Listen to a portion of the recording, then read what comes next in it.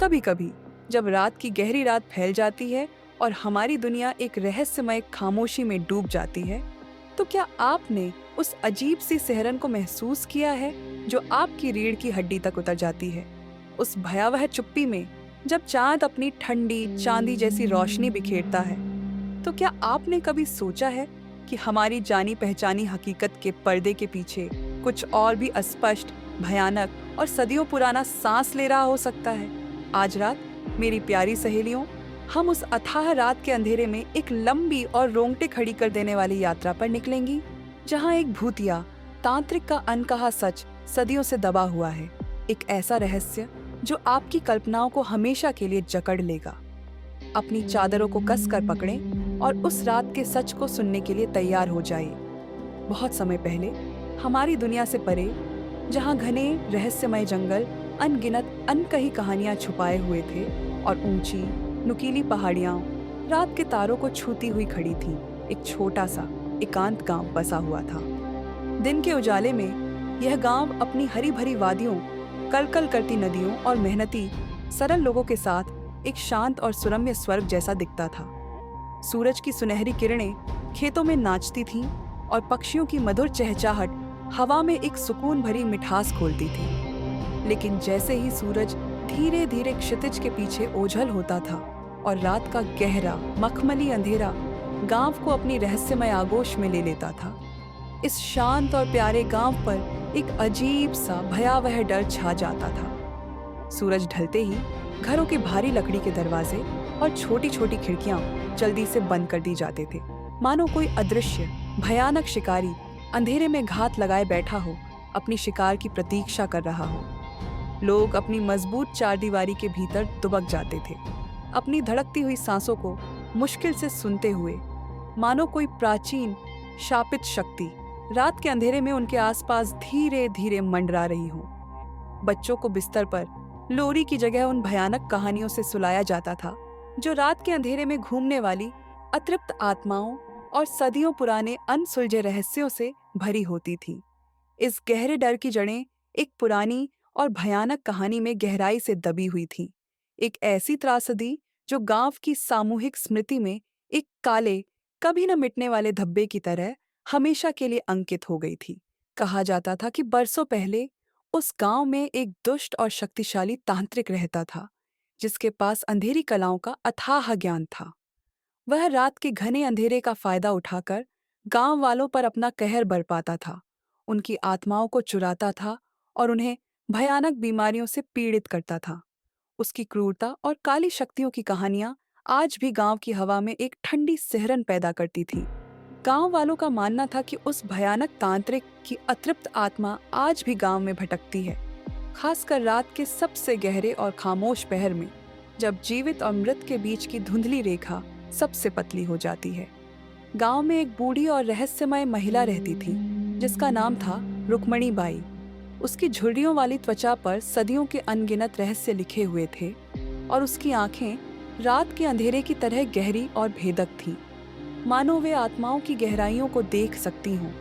लोग उससे डरते भी थे, क्योंकि उन्होंने उसे अक्सर चांदनी रातों में गांव के बाहर पुराने खंडहरों में अकेले घूमते हुए और अजीबोगरीब अनजानी भाषाओं में मंत्रों का जाप करते हुए देखा था। और वे उसका सम्मान भी करते थे, क्योंकि वे मानते थे कि उसके पास उस भयानक तांत्रिक और उस रात के अनकहे सच के बारे में कुछ रहस्यमय ज्ञान है। रुक्मणी बाई ने कई बार रात के अंधेरे में अजीबोगरीब अस्वाभाविक चीजें महसूस की थीं और उसका मानना था कि उस भयानक तांत्रिक की काली शक्ति अभी भी कहीं दबी हुई है और वह केवल रात के अंधेरे में ही धीरे धीरे जागृत होगी, जैसे किसी पुरानी शापित कब्र का ढक्कन सदियों बाद अचानक खुल रहा हो। गांव में एक युवा और असाधारण रूप से साहसी लड़की रहती थी, जिसका नाम था गौरी।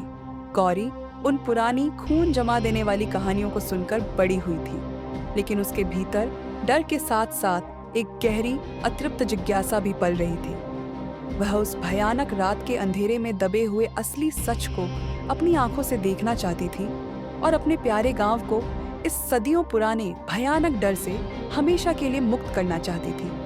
उसके दोस्त उसे लापरवाह और नासमझ कहते थे, लेकिन गौरी का दृढ़ संकल्प चांदनी रात में चमकते तारे की तरह अटल था। एक अमावस्या की रात, जब आकाश स्याह कंबल की तरह गहरा था और गांव पर एक भयावह घुटन भरी खामोशी छाई हुई थी, गौरी ने अपने भीतर की बेचैन जिज्ञासा को और दबा नहीं सका। उसने रुक्मणी बाई से आशीर्वाद लिया। उस बूढ़ी रहस्यवादी की गहरी आंखों में एक अजीब सी चेतावनी की झलक देखी और एक पुरानी तेल से जलती हुई मशाल लेकर गांव की सुनसान भूतिया सड़कों पर निकल पड़ी। रात गहरी और हड्डियों को जमा देने वाली ठंडी थी। गौरी की कांपती हुई मशाल की रोशनी घने अंधेरे को चीर रही थी, लेकिन उसके चारों ओर एक अनजाना सा रेंगता हुआ डर मंडरा रहा था, जैसे कोई अदृश्य भयानक शिकारी उसकी हर हरकत पर नजर रख रहा हो। हर ऊंचा अजीब आकार का पेड़ अपनी लंबी टेढ़ी मेढ़ी छाया के साथ उसे एक भयानक इंतजार करती हुई आकृति की तरह लग रहा था, और हवा की हर धीमी सरसराहट उसे किसी दूर की फुसफुसाहट की तरह सुनाई दे रही थी, मानो मरे हुए लोग उसे भयानक रहस्य बता रहे हों। उसका पहला पड़ाव गांव के बाहरी इलाके में स्थित वह पुराना परित्यक्त मंदिर था, जिसके बारे में कहा जाता था कि वह उस दुष्ट तांत्रिक का ठिकाना था। मंदिर के टूटे हुए पत्थर और उखड़ी हुई दीवारें सदियों की बुराई और अंधेरे की गवाही दे रही थी। गौरी को वहां पहुंचते ही एक अजीब सी गहरी उदासी और एक बेचैन करने वाली ठंडक महसूस हुई, मानो अनगिनत शापित आत्माओं की ठंडी सांसें हवा में तैर रही हों। अचानक उस भयावह खामोशी को चीरती हुई उसने एक धीमी सी दर्द भरी आवाज सुनी, जो किसी के गहरे निराशाजनक रोने जैसी लग रही थी। वह कराहने वाली आवाज मंदिर के सबसे अंधेरे गर्भगृह से आ रही थी, एक ऐसी जगह जिसे गांव वाले सबसे शापित और भयानक मानते थे। गौरी का दिल डर से तेजी से धड़कने लगा। उसकी रूह कांप उठी, लेकिन उसके भीतर की अटूट जिज्ञासा और उस रात के सच को जानने की तीव्र इच्छा उसके डर से कहीं ज्यादा मजबूत थी। उसने कांपते हुए कदमों से उस भयानक गर्भगृह की ओर बढ़ना शुरू कर दिया। गर्भगृह के पास पहुंचकर गौरी ने अपनी कांपती हुई मशाल को ऊंचा उठाया और डरते हुए अंदर झांका। उसकी रोशनी में उसे एक धुंधली सी लगभग पारदर्शी आकृति बैठी हुई दिखाई दी, जो धीरे धीरे कराह रही थी, मानो किसी असहनीय दर्द से पीड़ित हो। गौरी ने ध्यान से देखा। वह एक औरत की आकृति थी, जिसके कपड़े पुराने, फटे हुए और खून से सने हुए थे, और उसका चेहरा आंसुओं से भीगा हुआ था। उसकी आंखें गहरी पीड़ा और अनकही कहानी बयां कर रही थी, लेकिन उस औरत के चेहरे पर एक अजीब सी भयानक मुस्कान भी थी, जो गौरी की रूह को कंपा गई। गौरी ने अपनी कांपती हुई आवाज में पूछा, तुम कौन हो? उस औरत की आवाज धीमी और दर्द भरी थी, जैसे वह सदियों से रो रही हो, लेकिन उस आवाज में एक भयानक विजयी हंसी की परछाई भी थी। मैं वही हूं जिसकी तुम तलाश कर रही हो। मैं उस दुष्ट तांत्रिक की पत्नी हूं, जिसे उसने धोखा दिया और मार डाला था। अब मैं यहाँ हूं, रात के अंधेरे में अपने पति से बदला लेने के लिए। गौरी उस भयानक खुलासे से अंदर तक हिल गई। उसे अचानक एहसास हुआ कि गांव वाले जिस भयानक भूतिया तांत्रिक से सदियों से डरते आए थे, वह दरअसल उस तांत्रिक की पत्नी की बेचैन आत्मा थी, जो रात के अंधेरे में अपने पति के भयानक कर्मों का बदला लेने के लिए भटक रही थी। गौरी ने उस दुखी औरत से पूछा कि वह अपने पति से बदला क्यों लेना चाहती है। उस औरत ने गौरी को अपनी दर्दनाक कहानी सुनाई, कैसे उसके पति ने अपनी काली शक्तियों के लिए उसे धोखा दिया और उसकी बलि चढ़ा दी थी। उसकी आत्मा तब से उस मंदिर में फंसी हुई थी, न्याय की प्यासी। गौरी उस दर्दनाक कहानी सुनकर अंदर तक हिल गई। उसने उस औरत से वादा किया कि वह उसे उसके पति के भयानक कर्मों का बदला लेने में मदद करेगी। उस औरत की आंखों में एक हल्की सी उम्मीद की किरण दिखाई दी। उसने गौरी को एक पुरानी ठंडी हड्डी से बनी हुई ताबीज दी, जिसमें उस दुष्ट तांत्रिक की काली शक्ति कैद थी। गौरी ने वह भयानक ताबीज ली और उस औरत को अलविदा कहा। फिर वह अपने गांव वापस चली गई। उसका मन उस रात के अनकहे सच से भरा हुआ था। उसने रुक्मणी बाई को सब कुछ बताया, और उस बूढ़ी महिला की आंखों में एक गहरी उदासी और समझ की झलक दिखाई दी। अगली अमावस्या की रात गौरी ने उस भयानक ताबीज को लेकर फिर से उस परित्यक्त मंदिर में प्रवेश किया। रात का अंधेरा और भी घना था, और हवा में एक अजीब सी भयानक ऊर्जा महसूस हो रही थी। गौरी जानती थी कि वह अकेले नहीं है। मंदिर के गर्भगृह में गौरी ने उस ठंडी हड्डी की ताबीज को जमीन पर रखा और एक प्राचीन मंत्र का जाप करना शुरू कर दिया जो रुक्मणी बाई ने उसे सिखाया था। जैसे ही उसके शब्द अंधेरी हवा में गूंजने लगे, मंदिर के पत्थर कांपने लगे और एक भयानक ठंडी हवा चारों ओर फैल गई। अचानक गर्भगृह के अंधेरे कोने से एक भयानक आकृति उभरी। उस दुष्ट तांत्रिक का भूत, उसकी आंखें जलते हुए कोयलों की तरह लाल थीं और उसके चेहरे पर घृणा और क्रोध का भाव था। उसने गौरी पर हमला करने की कोशिश की, लेकिन उस हड्डी की ताबीज से निकलने वाली शक्ति ने उसे रोक दिया। एक भयंकर आध्यात्मिक युद्ध छिड़ गया।